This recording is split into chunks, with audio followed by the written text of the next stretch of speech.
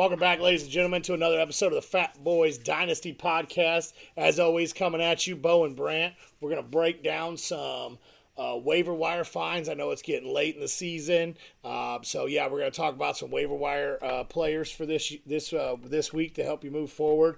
And we're going to jump straight into this, and let's see where we're at with this. Bo, if you want to kick us off with your first one, and then I'll bring it back.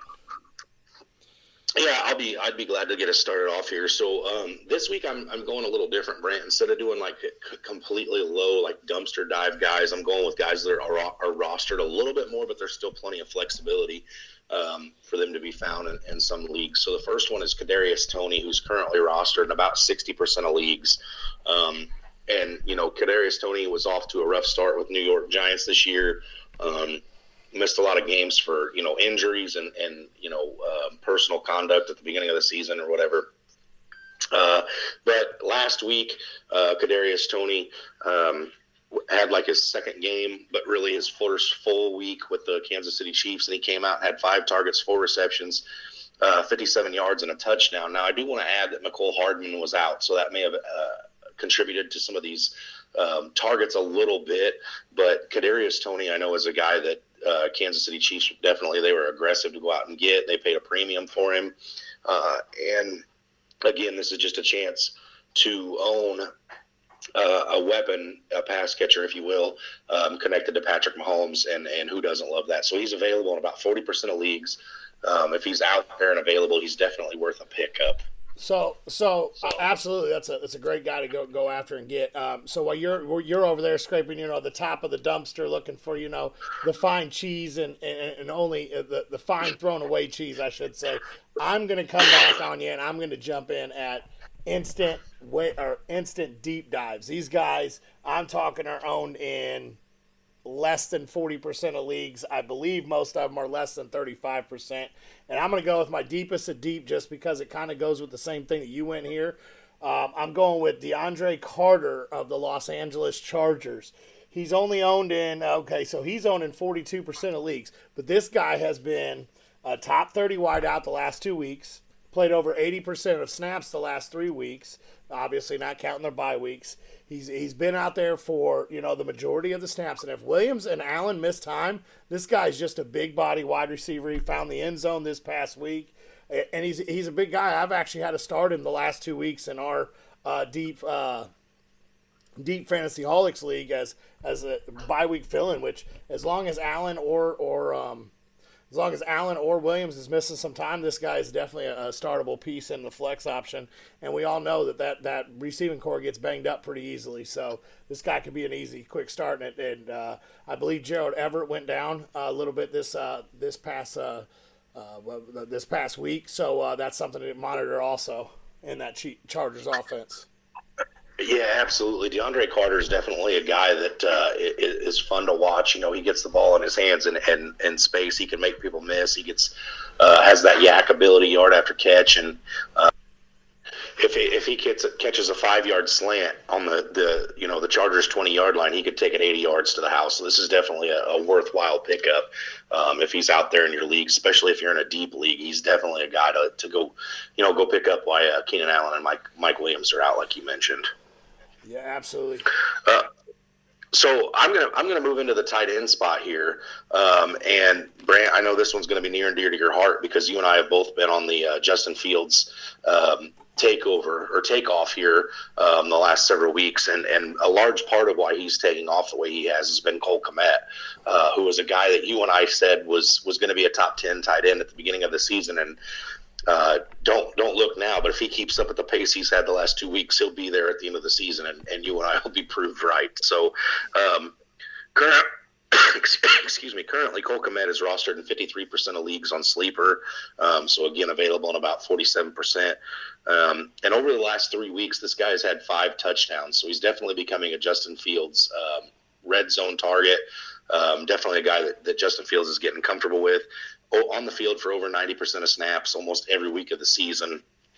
And again, the last 2 weeks, respectively, he's had 6 targets and 7 targets. So this is a guy that, while Justin Fields still doesn't throw a ton, it's becoming very heir apparent that Cole Kmet is one of his very first reads that he looks for when he does decide to throw that ball. So Cole Kmet's a guy that if he's available in your league and you don't have a Travis Kelce or, a Mark Andrews and you want to have a guy that's capable of being the tight end one on the week, this is a name for you. So Cole Kmet, definitely worth looking at.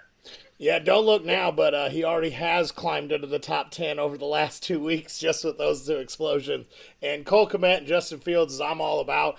We talked about Fields a couple weeks ago to go out and pick him up. Well, I picked him up. I've been playing him in 2 leagues. I played Cole Kmet in 2 leagues. So I'm absolutely on this Kmet train. This is a guy that you get him, you can almost plug and play. I know the first 2 weeks looked gross and a lot of people got rid of him and don't want to look back. Well, guess what? Now's the time to go ahead and reach back into that bag and bring him back to your roster because him and Fields are going to keep a lot of people fantasy relevant. I'm crawling out of the basement in my family league, and those are 2 guys that have been helping me crawl out of that basement of the league.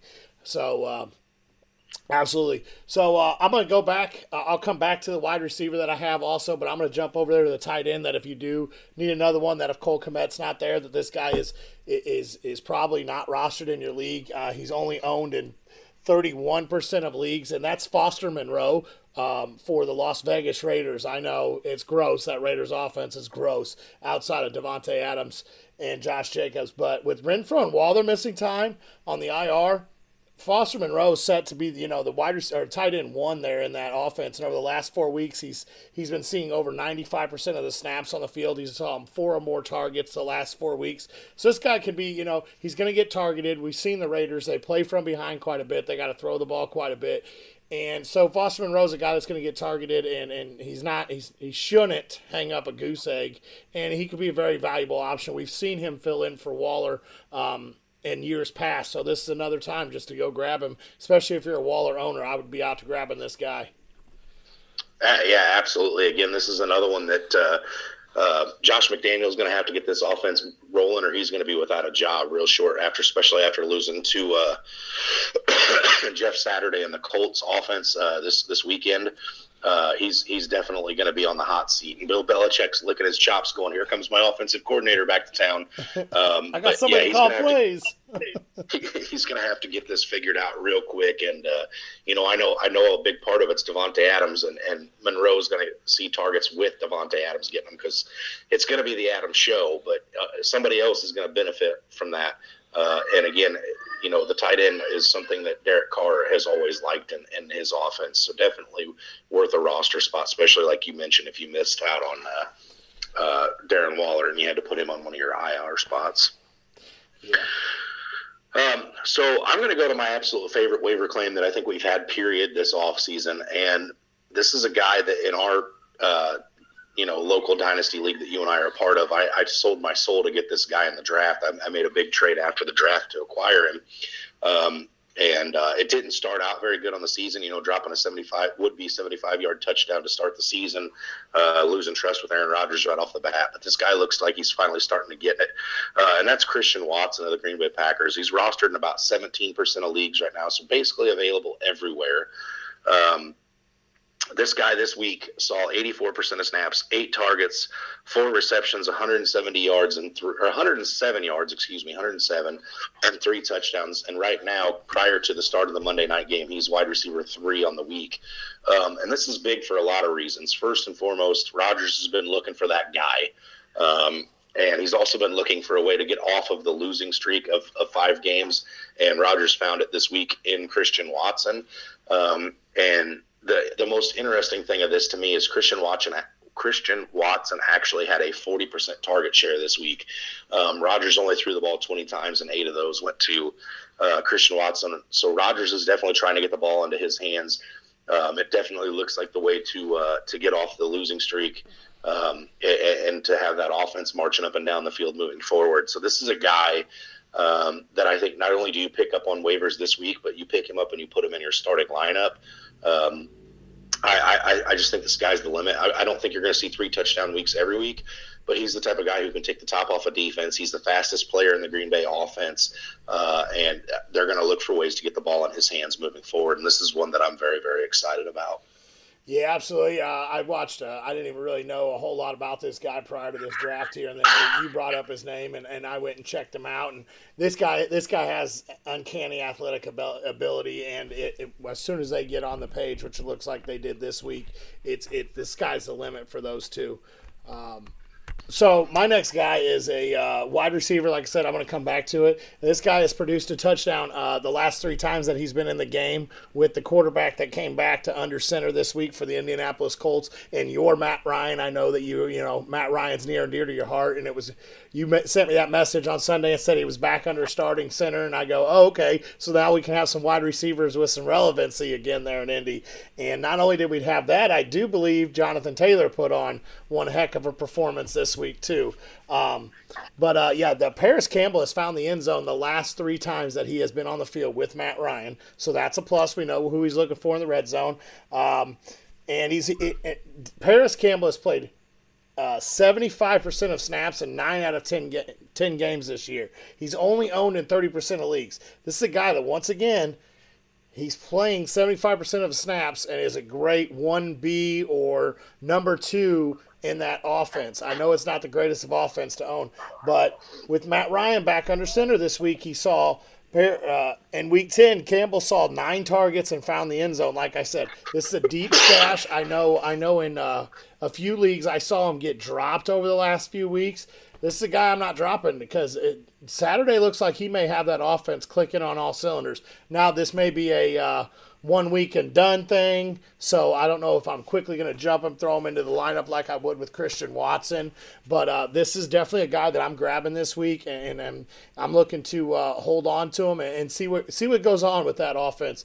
It looked, watching the replay of the game, it looked like Jeff Saturday may have the Colts back on the track where you and me both thought they were going to start the season as. So Indy may be a fun team to be watching the rest of this year. Yeah, absolutely. And first of all, I want to say Jonathan Taylor is currently running back 1 in the week for fantasy at this point. So unless you see a huge game out of Brian Robinson, Antonio Gibson, or Miles Sanders, he probably stays there. So definitely good to see that coming from Indianapolis. And then, like you mentioned, I was over the top excited about Matt Ryan. That brings value to, not only Michael Pittman, but Paris Campbell and Alec Pierce as well. And I know on the Sunday morning live start sit, you and I were kind of all over the place with not starting any Colts wide receivers and benching them this week. And I think that was most of the nation that was on the same agreement with us, because nobody had any idea that Matt Ryan was going to be the starting quarterback, including the Las Vegas Raiders. They had planned all week for it to be Sam Ehlinger. There was nothing come out to say otherwise until Matt Ryan stepped out and went under center. And I do want to say, Matt Ryan, old man Matt Ryan, took off and had a 40-yard rush play this week. I'm going to have to go back and look, but that may be the longest rush of his entire career. And it was funny. At one point it looked like he was going to go down to avoid a hit, and then out of nowhere, one of his wide receivers came and threw an amazing block, and he got another 10 yards out of it. And even as an avid Falcons fan, I'm sitting on my couch screaming, "Go, Matt, go!" So yeah, definitely some excitement there again, and Jeff Saturday got a lot of screen time this weekend. Anytime there wasn't a play on the field, they were kind of panning over to see what he was doing on the sidelines. And man, in the locker room and everything else, these Colts guys just look like they're very enthused by Jeff Saturday. And I heard a great quote after the end of that game. And with Jeff Saturday in town, every day is a Saturday for these Indianapolis Colts. So I definitely look for that offense to keep churning out some positive weeks moving forward. As long as there's no injuries, and I think you're going to start to see those fantasy relevant numbers come back to that offense that made a lot of people draft those guys at the start of the season. So definitely some positive things to take away from that game there against the Vegas Raiders. Yeah, and I saw a few things on Twitter and all that about Jeff Saturday's tweet a couple weeks ago about how horrible the Raiders are, and so it sounds like he started mind games with with the Vegas Raiders a few weeks ago and just continued them going into the game by throwing out Matt Ryan and not telling anybody. But yeah, I think Jeff Saturday is going to get that team going in the right direction. I think they're going to be very relevant for the rest of the year, and I think they may slowly start to sneak back into that playoff picture where you and me both had them projected to be. Absolutely. So, guys, I just want to put this out. Make sure you guys pay attention to our Facebook page, the Fatboyz Dynasty page. We've been throwing out prop bets here and there. We both did fairly decent this week on ours. We're getting better and better each week. We're learning, more and more. And but yeah, we're putting out some prop bets. We're turning some money over on our side. So we'd love to help you guys out. So make sure you check out our page. There'll be one or two, maybe a few more coming out on our page later today on Monday if you happen to get this before the Monday night game starts. But yeah, keep an eye out for that. And then we're also throwing them out on the live every Sunday morning at 9 Central, 10 Eastern. Make sure you guys come and join us on there and ask any starts and sit questions or how we feel about certain players or prop bets. We're always there to answer it. Yeah, listen, I'm not one of those people that like to toot my own horn, Brant, and I know you're not either. We both don't do that kind of thing. But this Sunday we had some pretty good advice on those start sits, and some of the guys we advised to sit, plummeted, and some of the guys that we told people to start over, some of those other guys had really good weeks. So a lot of people who tune in on Sunday were very happy after this weekend. So definitely a good week for the Fatboyz. So, make sure you tune in. And we're getting closer to Thanksgiving. People are going to want to know about food too. So, make sure you're in there listening. We had the best question of the entire week was what's one must have and one must avoid for Thanksgiving. So we have fun on our Sunday morning live start sits. We've got a great group of people that tune in weekly. So don't miss out. Jump in and be a part of it. Yeah. And as always, stay hungry and stay fat, my friends.